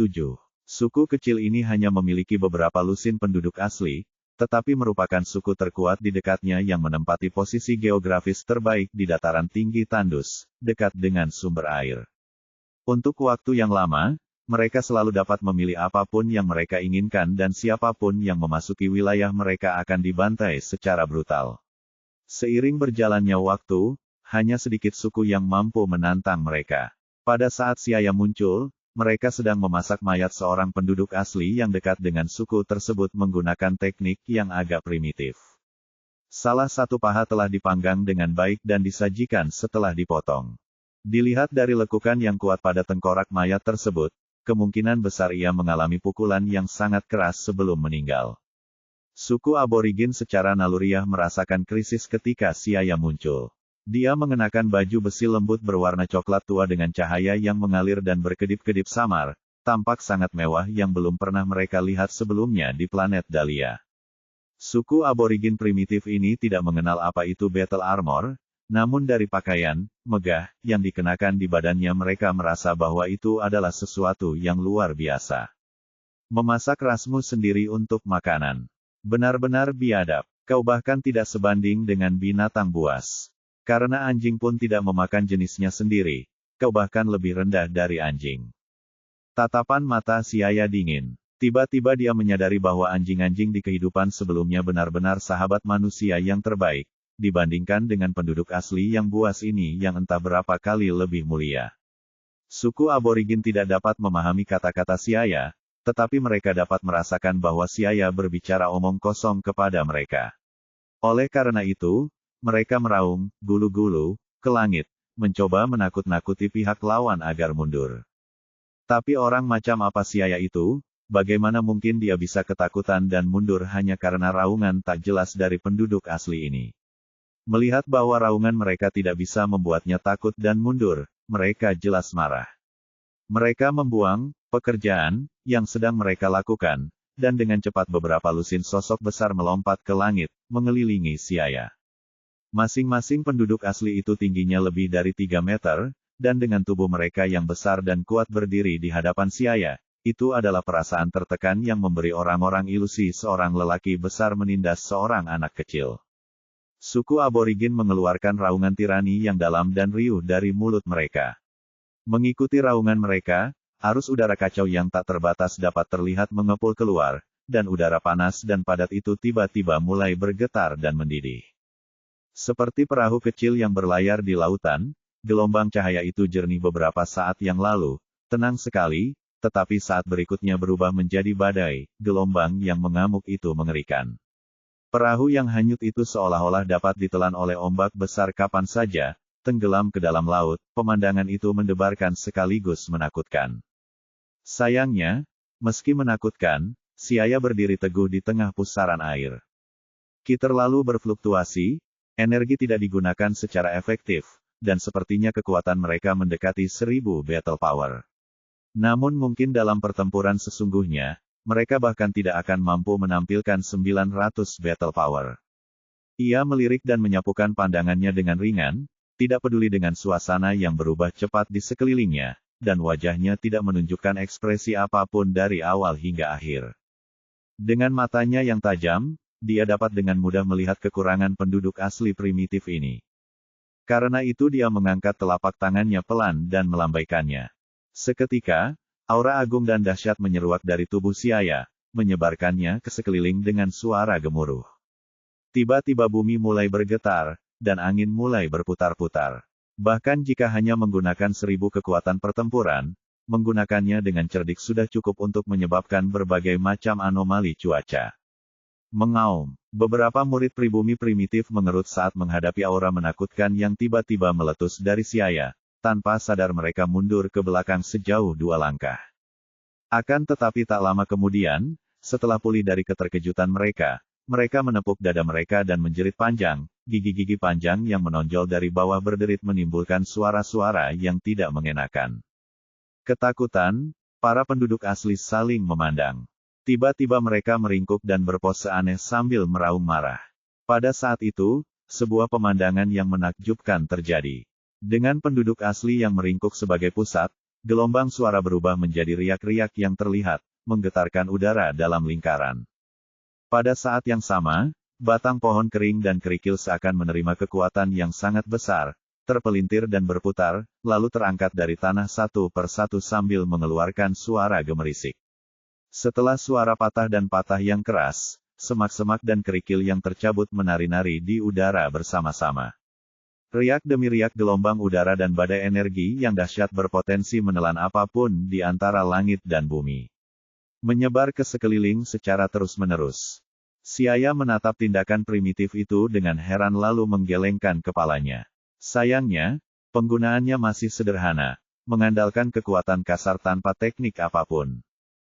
Suku aborigin primitif ini tidak belajar cara menggunakan ki tubuh, jadi ketika bertarung mereka biasanya hanya menggunakannya dengan cara yang paling biadab untuk menyerang musuh.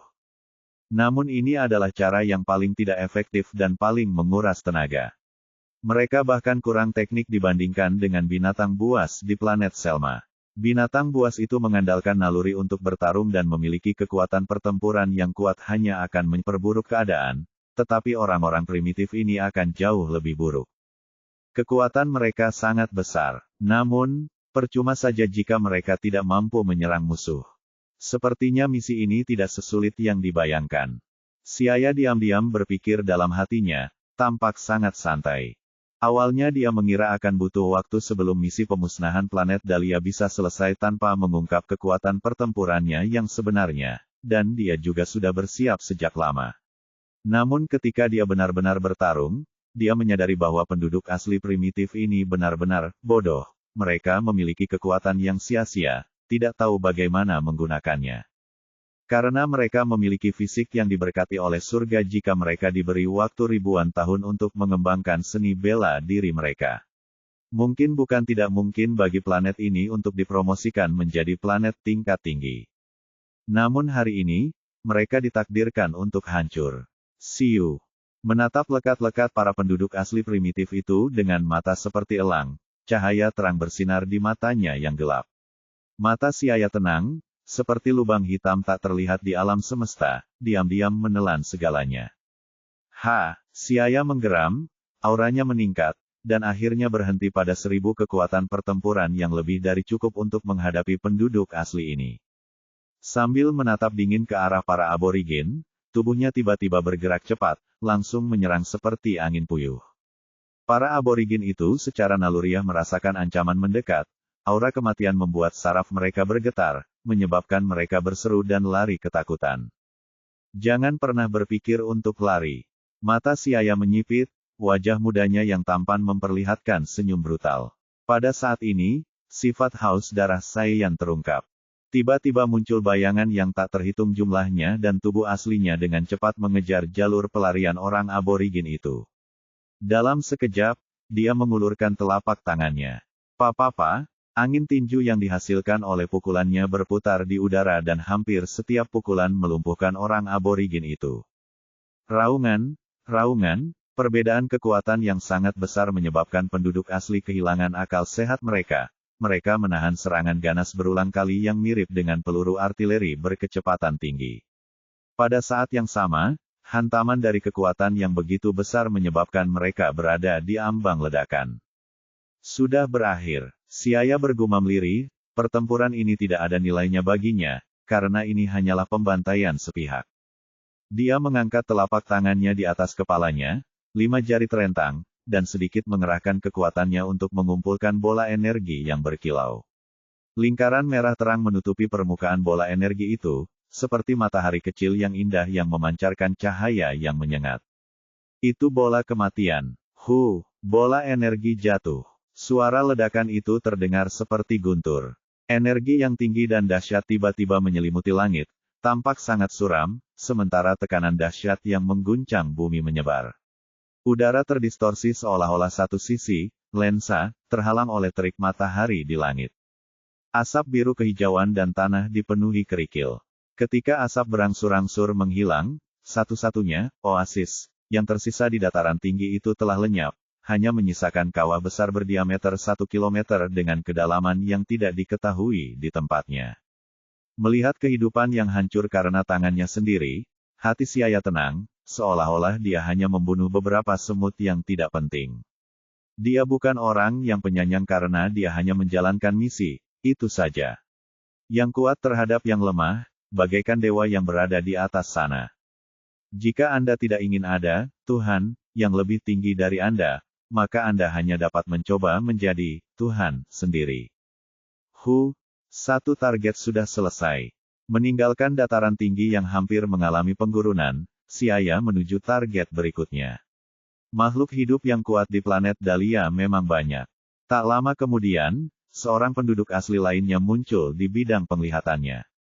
Itu adalah raksasa tinggi dengan hanya satu mata yang tingginya lebih dari 70 meter seperti tembok besar yang terbentang di depan, otot-otot melingkar di seluruh tubuhnya penuh dengan daya ledak yang sangat kuat. Raksasa itu mengingatkan Siaya pada Cyclops yang pernah bersamanya di planet Selma. Tubuhnya besar dan kekar dengan otot-otot yang kuat, hanya saja jika dibandingkan dengan raksasa itu, tubuhnya bahkan lebih besar.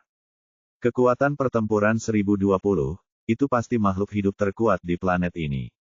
Mengambang sendirian di ketinggian beberapa ratus meter, Siaya menebak sambil melihat dengan santai. Sekarang berbeda dengan masa lalu. Sekarang, dia tidak perlu lagi memperhatikan 1000 kekuatan pertempuran. Bahkan jika dia berdiri diam dan membiarkannya menyerang, itu mungkin tidak dapat menghancurkan pertahanannya. Bab 38. Matahari dan bulan berputar dan waktu berlalu. Dalam sekejap mata, 7 hari telah berlalu. Selama 7 hari ini, Siaya terbang ke setiap daratan di planet ini. Hampir tidak ada makhluk hidup kuat yang ditemukannya yang bisa lolos dari nasib kehancuran. Jika dia pergi ke dunia lain, maka dia pasti akan masuk neraka. Ini tidak sesuai dengan niat awalnya.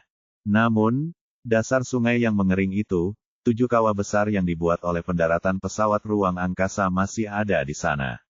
Siaya menggerakkan penyangga kaki dan duduk di atas rangka putih pesawat ruang angkasa dan menunggu beberapa saat, karena anggota tim belum berkumpul. Di bawah terik matahari, suhu udara mencapai 50 derajat. Oleh karena itu, ia mengirim sinyal ke setiap anggota timnya menggunakan alat komunikasi. Ia kemudian memasuki wahana antariksa sendirian untuk beristirahat, karena suhu di dalamnya tetap konstan. Sekitar 10 menit kemudian, ke-6 anggota tim kembali ke tepi sungai. Setelah kembali, beberapa orang menyapa Siaya dan kemudian mereka melanjutkan obrolan. Tampaknya mereka juga menemukan bahwa penggunaan energi penduduk asli di sini kasar. Terutama Bailey dan Lydia, wajah mereka berseri-seri sambil menari dengan gembira tanpa henti. Dapat dilihat bahwa suasana hati mereka sangat baik. Ketika mereka menerima misi perantara, mereka berdua adalah yang paling gugup di antara semua orang. Namun setelah bertarung selama beberapa hari, mereka jelas telah memulihkan kepercayaan diri mereka. Lydia, aku katakan padamu. Aku telah membunuh banyak sekali penduduk asli primitif kali ini dengan kekuatan pertempuran hingga 800, setidaknya 20 atau 30. Hehe, Paman Bailey benar-benar tidak bisa diremehkan. Bailey yang tinggi dan tegap mengacungkan tinjunya yang terkepal, merasa puas dengan kemenangannya. Lydia yang tubuhnya relatif kurus, melengkungkan bibirnya dan berkata dengan nada meremehkan, "Cih, hanya kau yang akan merasa puas dengan pencapaian kecil seperti itu. Seperti yang diharapkan dari Bailey yang tidak berguna, kurasa jika bukan karena perlindungan Anastasia saat itu, kau pasti sudah lama ketakutan setengah mati." Siapa yang mengatakan itu? Aku sendiri telah membunuh seorang aborigin dengan kekuatan pertempuran 850 pada waktu itu, 850 Jika tidak, percayalah padaku, kau dapat bertanya pada Anastasia, kan? Wajah Bailey memerah dan membalas sebelum bertanya pada Anastasia. Anastasia berbalik, tidak melihat. Hahaha, lihat, rahasiamu terungkap. Lydia tertawa seolah-olah mengalahkan Bailey adalah sesuatu yang luar biasa. Bailey meludah dengan tidak yakin dan berkata dengan marah, tidak perlu mengatakan apapun tentangku, bukankah kau juga mengandalkan Angelin, apa hebatnya itu? Beberapa tahun yang lalu, pamanmu mampu menghajarmu sampai babak belur. Itu tidak sama. Kekuatan tempurku setara dengan Angelin. Kita dapat dengan mudah berkoordinasi satu sama lain dan itu disebut kerjasama, sedangkan untukmu, kamu hanyalah penghalang. Kata Lydia dengan bangga. Saat ini Sakue agak tidak tahan lagi. Bagaimanapun, karena mereka adalah kenalan yang berasal dari angkatan yang sama. Mereka hanya membuatnya kehilangan muka di depan kapten baru. Jadi dia mendengus dan berkata dengan dingin, apa kalian pikir kalian begitu hebat? Ah! Kalian masih belum dewasa sedikit pun. Kalian hanya aib di antara bangsa Saiyan. Pada saat ini, Bailey dan Lydia tidak mengatakan apa-apa. Gengsi Sakue dibangun dari kamp pelatihan, dan selama dia berbicara, mereka bahkan tidak berani bernapas. Mata Anastasia bersinar dengan cahaya terang, matanya yang indah menatap ke arah Siaya. Kapten, apa yang akan kita lakukan selanjutnya? Apakah kita akan memusnahkan suku-suku primitif di sini sekaligus? Setelah berpikir sejenak, Siaya berkata, "Yah, jelas penduduk asli planet Dahlia belum menguasai penggunaan energi. Ini adalah keuntungan terbesar kita. Bahkan Bailey dapat membunuh lawan sendirian yang melampaui kekuatan pertempurannya. Kita perlu memanfaatkan ini dengan baik." Petik 2. Tetapi mengapa kantor administrasi misi menetapkan misi ini sebagai misi tingkat menengah? Saya rasa misi ini tidak memenuhi standar. Angelin adalah seorang wanita Saiyan yang relatif lembut dan pendiam dengan pikiran yang sangat fleksibel. Dia biasanya tidak banyak bicara, tetapi seringkali dapat memahami inti topik. Hehe, sangat mudah dipahami karena alien yang menyelidiki level planet kemungkinan tidak akan memasuki permukaan planet secara langsung. Mereka hanya menggunakan detektor energi untuk menyelidiki dari luar angkasa dan tentu saja tidak akan mengetahui informasi terperinci tentang planet ini. Oleh karena itu, level misi ditetapkan sangat tinggi. Kita benar-benar beruntung kali ini. Anastasia tersenyum nakal, saat ini sisi lembut dan menggemaskan gadis muda itu terlihat jelas tanpa diragukan lagi. Namun jika seseorang benar-benar menganggapnya sebagai gadis lemah biasa, maka sisi keras Saiyan tentu akan membuatnya tak terlupakan seumur hidup. Siaya, apa yang harus kulakukan selanjutnya? Siling menatapnya dan bertanya.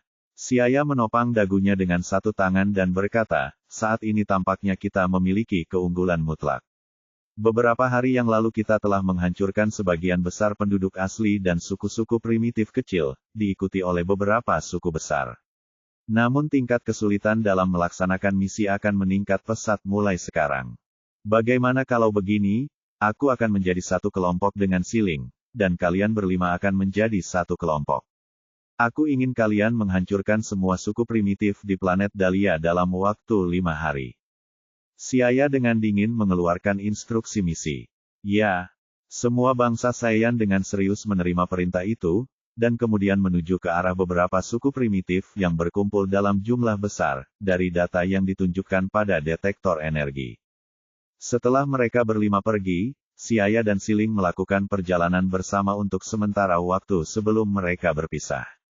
Sebelumnya, mereka berdua telah terbagi menjadi beberapa kelompok hanya untuk menyembunyikan kekuatan mereka. Namun dengan kekuatan mereka, mereka tidak perlu bertindak bersama. Siling, kau akan pergi ke utara, di mana lebih dari 300 aura berkumpul bersama.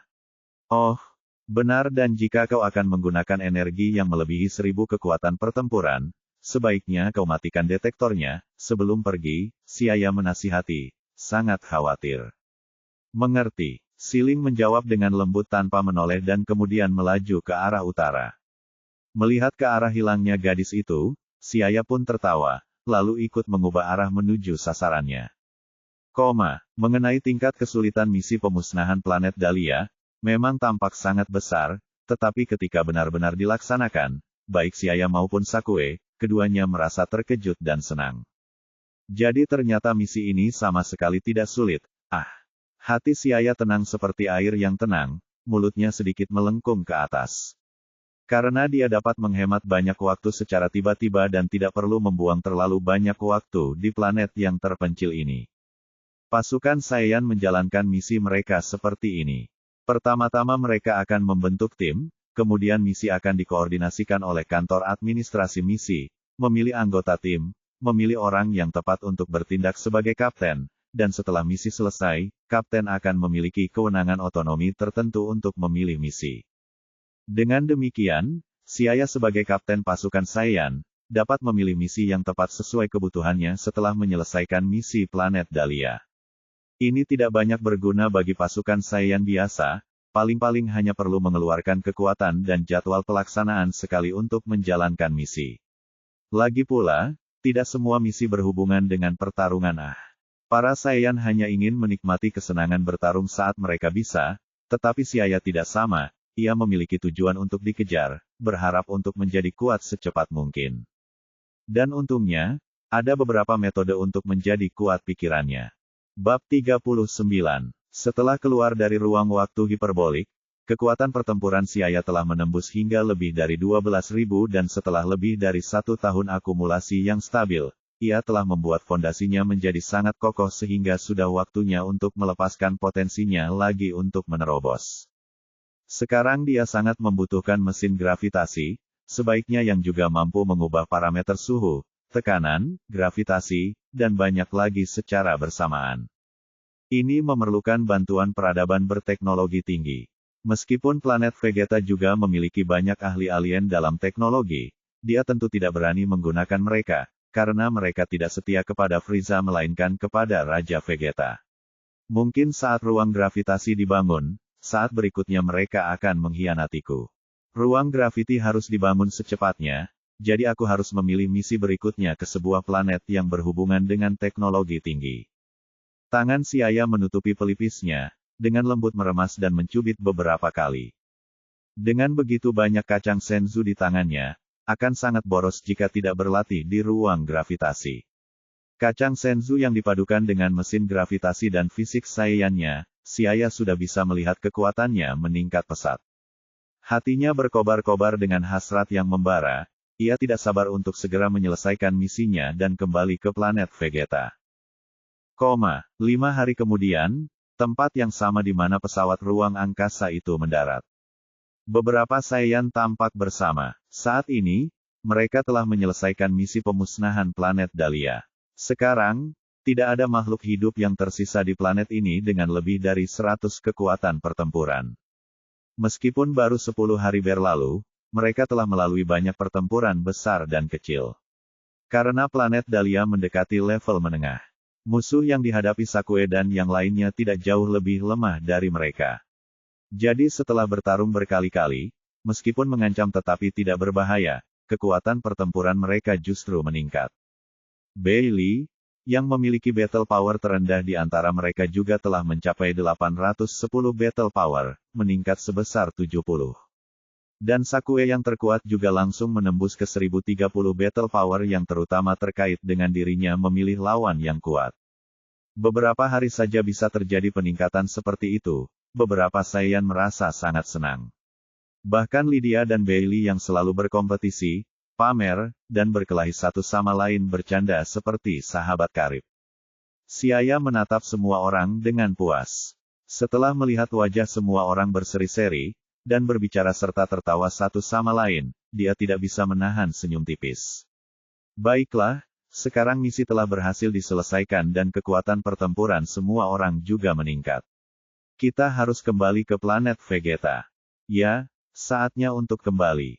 Kapten, kau harus memilih misi yang lebih baik lain kali. Kau tahu sebelumnya aku khawatir akan kematian, takut tidak dapat menyelesaikan misi. Bailey memohon. Hehe, saya tidak punya persyaratan untuk misi ini. Saya hanya ingin menjalankan misi berikutnya bersama Kapten.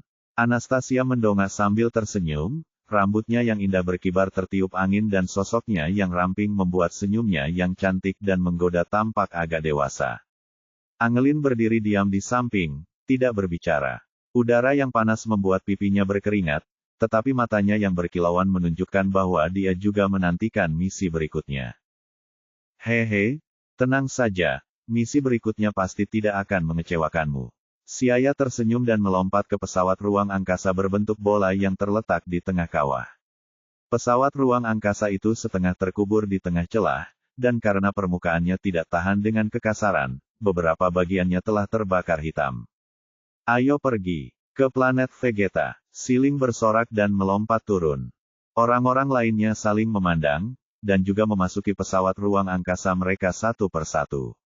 Segera setelah itu, 7 pesawat ruang angkasa putih itu membubung ke langit dan dalam beberapa detik langsung berakselerasi ke kecepatan tinggi, dan keluar dari batasan gravitasi planet Dahlia, terbang semakin dalam ke kedalaman alam semesta yang sunyi. Sebulan kemudian, planet Vegeta. Cahaya bintang yang terang, langit penuh dengan bintang-bintang yang tergantung tinggi di atasnya. Pada saat ini, di satu sisi planet Vegeta di tengah cahaya redup malam, 7 orang pasukan Siaya keluar dari pelabuhan luar angkasa dan langsung menuju kantor administrasi misi terdekat. Bangunan itu masih sama, berbentuk setengah bola, dengan 3 lantai dan jetonian yang sama-sama kasar. Setelah menyerahkan laporan misi planet Dahlia, para anggota skuad berniat untuk berpisah. Kapten, saya tinggal di bagian utara distrik kota. Jika Anda ingin menghubungi saya, cukup dengan memberitahu saya langsung melalui komunikator. Sebelum pergi, Sakue berkata dengan sungguh-sungguh. Setelah menyelesaikan misi ini, dia benar-benar yakin bahwa Siaya adalah kaptennya, yang 3 tahun lebih muda darinya. Tidak semua orang dalam ras Saiyan memiliki kualitas kepemimpinan. Saiyan, yang benar-benar mampu memimpin, tidak hanya harus mencapai standar kekuatan tertentu, tetapi juga harus tenang dan berkepala dingin. Jelas bahwa Siaya memiliki pemahaman yang sangat tepat tentang bertindak dengan benar dari awal hingga akhir, dan kapten yang memahami strategi adalah faktor kunci agar sebuah pasukan dapat bertahan lama. Ah, Angelin dan aku tinggal di dekat sini, dekat sekali dengan rumah kapten. Anastasia merapikan battle armor-nya dan berkata, sambil mengulurkan tangannya untuk mengait di leher Angelin. Angelin berkata dengan suara rendah seperti biasa.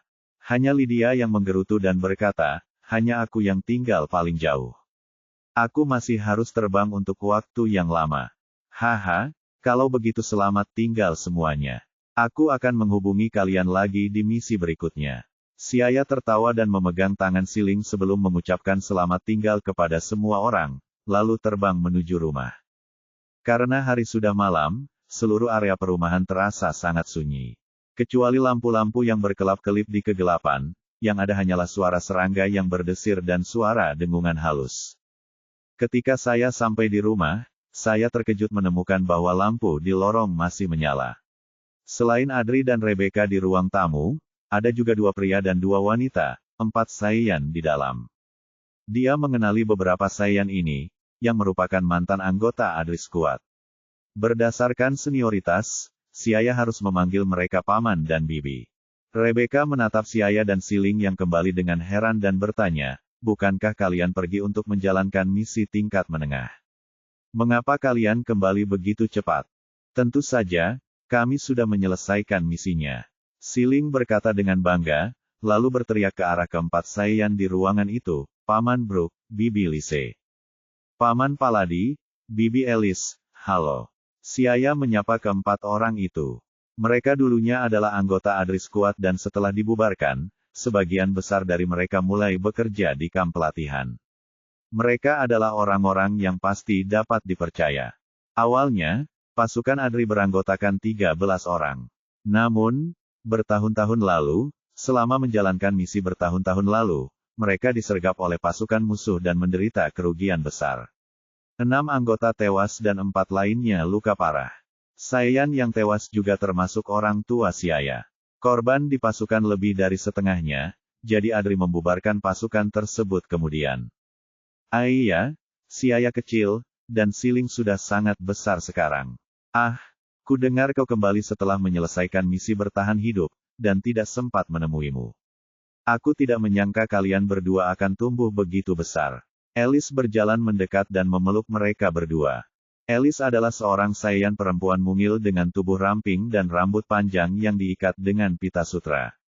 Karena Saiyan memiliki masa remaja yang panjang, dia masih terlihat seperti gadis muda yang bersemangat di usia 30-an. Dia tampak ingin menunjukkan kepeduliannya, tetapi dia bersikap lugas dan langsung.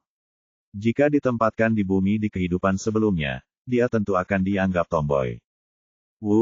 Bibi Alice, teriak Siling dengan tidak senang. 2 daging lembut Alice yang menempel di dadanya membuatnya kesulitan bernapas. Hehe. Alice tertawa beberapa detik lalu melepaskannya, sementara 1 tangannya masih memegang erat bahunya. Orang lain juga menyambutnya dengan hangat. Brooke yang seperti gunung es hanya mengangguk dengan muram yang dapat dianggap sebagai sapaannya terhadap mereka. Bab 40. Sebagai mantan anggota Adri Squad, Brooke dan yang lainnya memiliki hubungan yang sangat dekat dengan keluarga Adri, dan sering berkunjung di masa lalu. Namun, berkumpul bersama seperti malam ini adalah sesuatu yang berbeda dari biasanya. Baiklah, apa yang sedang dibicarakan para paman di sini selarut ini? Siling mengalihkan pandangannya ke arah wanita yang bernama Sayan Lise, wajah mungilnya terus-menerus melirik ke arah tubuh Lise. Adri dan yang lainnya saling berpandangan, wajahnya tampak tidak begitu baik. Karena itu, Siling mengerutkan kening, matanya memancarkan cahaya penuh perhatian. Siling, kamu kembali ke kamarmu dulu dan Siaya, tinggallah di sini, perintah Adri. Oh, melihat bahwa dia tidak diizinkan untuk bergabung dengan mereka, Siling cemberut ke arah Siaya dan kemudian dengan patuh berlari menuju kamarnya. Bang, pintu tertutup dan seluruh ruang tamu kembali hening. Beberapa orang duduk di meja teh, terdiam. Apa yang terjadi? Tanya Siaya sambil tersenyum. Adri mendesah, bukankah kau bilang Frieza memasang alat penyadap pada detektor energi kita sebelumnya? Jadi kita memanfaatkan waktu saat menjalankan misi untuk pergi menyelidiki. Dan hasilnya, Siaya tetap tenang dan kalem, tetapi hatinya merasa gembira, sudah tahu jawabannya. Rupanya, Adri Squad berkumpul di sini hari ini untuk membahas tindakan pencegahan. Benar saja, Adri mengangguk dengan berat, benar, kami menemukan alat penyadap pada detektor energi. Bang, saat itu Sang Saiyan bernama Paladi tiba-tiba menghantamkan tinjunya ke atas meja, yang seketika membuat penyok pada permukaan meja berbahan logam itu. Paladi berkata dengan marah, jika Adri tidak membawa kami untuk verifikasi, kami tidak akan mengenali Frieza, bajingan itu memantau setiap gerakan Saiyan. Dari sini, kita bisa melihat bahwa dia tidak pernah punya niat baik terhadap bangsa Saiyan. Alice melirik Paladi, wajahnya menunjukkan sedikit kebencian. Tentu saja, yang dia maksud adalah Frieza, orang yang telah dijanjikan kesetiaan oleh bangsa Saiyan. Adri mengangguk. Bukan ini yang paling aku khawatirkan. Meskipun Frieza curiga dan takut pada kita, dia tidak mungkin mengambil tindakan segera. Tapi pertanyaannya sekarang adalah, jika setiap gerakan Saiyan benar-benar di bawah pengawasannya, maka gagasan Raja Vegeta tentang pemberontakan, saya khawatir dia sudah menyadarinya. Aduh, masalahnya kali ini sangat besar. Lise mengangkat bahu tak berdaya. Karena dia hanya merencanakan secara santai, kali ini kekalahan Raja Vegeta sudah pasti. Yang lebih tidak dapat diterima adalah bahwa kecuali pasukan Raja Vegeta yang sedang mempersiapkan pemberontakan, sebagian besar bangsa Saiyan sangat percaya pada Frieza dan bahkan sangat memuja kekuatan Frieza. Sekarang, bahkan jika kita mengungkapkan berita itu, tidak akan banyak orang yang akan mempercayainya. Terlebih lagi, melakukan hal itu juga dapat secara langsung mengintensifkan konflik antara bangsa Saiyan dan Frieza, membuat kita berada dalam dilema. Ekspresi Brook tampak acuh tak acuh meskipun ia berbicara tentang fakta yang sulit. Mengungkapkan berita secara langsung tentu tidak akan berhasil dan mungkin akan langsung memancing Frieza untuk menyerang Saiyan. Tapi karena Frieza tahu segalanya tentang Saiyan, dan juga menyadari rencana pemberontakan Raja Vegeta, lalu kenapa dia belum bertindak juga? Apa dia tidak takut sedikit pun dengan kekuatan Saiyan yang terkumpul? Tanya Rebecca bingung. Ya, dia pasti tahu betul berita pemberontakan Saiyan. Kenapa Frieza masih tidak peduli dan belum mengambil tindakan apapun? Apakah Anda benar-benar ingin menunggu sampai para inisiat Saiyan memberontak dan kemudian menyerang? Mungkinkah karena ia membutuhkan alasan yang cukup untuk menyerang, dan tidak membuat alien di bawahnya merasa kecewa? Tidak. Dengan sifat Frieza yang ganas dan brutal, bagaimana mungkin dia peduli dengan perasaan semut? Adri dan yang lainnya menggelengkan kepala. Mereka pernah melihat Frieza dari jauh saat menjalankan misi. Tatapan matanya yang dingin, haus darah, dan acuh tak acuh bagaikan pisau tajam yang menusuk jiwa mereka, memberi kesan mendalam bahwa Frieza benar-benar orang yang gila dan kejam. Mungkin, dia memiliki kekuatan absolut yang membuatnya tak kenal takut. Alice bersandar di dinding dengan ekspresi serius di wajahnya. Karena kekuatan Ginyu, semua orang memikirkan bawahan Frieza yang paling kuat. Pasukan Ginyu tidak diragukan lagi kuat, lebih kuat dari pasukan Saiyan, mereka terkenal di seluruh alam semesta. Kalian semua, tahukah kalian berapa besar kekuatan pertempuran Frieza? Tiba-tiba, Siaya berkata dengan suara seringan bulu. Semua orang terkejut. Mereka tentu tahu bahwa Frieza kuat. Dia disebut Kaisar Alam Semesta, bagaimana mungkin dia tidak memiliki keterampilan? Namun, tidak ada yang tahu seberapa kuat dia, karena tidak ada yang pernah melihatnya menggunakan kekuatannya. Atau dengan kata lain, mereka yang pernah melihatnya menggunakan kekuatannya semuanya sudah mati. Seberapa kuat Frieza? Ini adalah bayangan besar yang menyelimuti mereka. Jika Anda bahkan tidak tahu kekuatan lawan Anda, bagaimana kita bisa membicarakan pemberontakan? Siaya, apakah kamu tahu sesuatu? Adri menoleh, instingnya mengatakan bahwa Siaya mungkin tahu sesuatu. Ia kemudian teringat bagaimana Siaya adalah orang pertama yang mengangkat isu alat penyadap. Jadi, hatinya memiliki 90% keyakinan. Ya, aku tahu sedikit tentang kekuatan Frieza, dan dia sangat kuat di luar imajinasimu. Sebelum itu Paman Adri, aku punya pertanyaan tentang pasukan andalan Frieza, pasukan Ginyu. Seberapa banyak yang kau ketahui? Adri menggelengkan kepalanya, aku belum melihat kekuatan spesifik dari pasukan Ginyu, tapi ku dengar anggota pasukan Ginyu setidaknya memiliki 10.000 kekuatan pertempuran. Ginyu Force adalah pasukan super spesial Frieza yang dipilih secara cermat dari para prajurit elit di alam semesta, masing-masing memiliki keterampilan unik dan kekuatan tangguh. 10.000 battle power sudah merupakan kekuatan yang luar biasa dalam peradaban alam semesta. Sejauh ini, tidak banyak ras Saiyan yang memiliki lebih dari 10.000 battle power.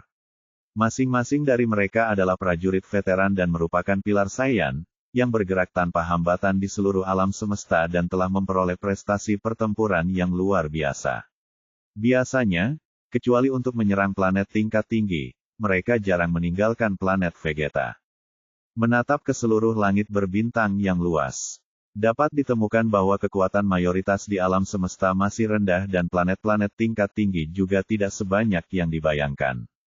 Makhluk hidup yang melebihi 5.000 kekuatan pertempuran juga sangat langka. Mereka semua pada dasarnya adalah penguasa tunggal di planet-planet. Bahkan banyak planet yang tidak mempunyai orang kuat di atas 1.000 kekuatan pertempuran dan pastinya berada di anak tangga terbawah di alam semesta.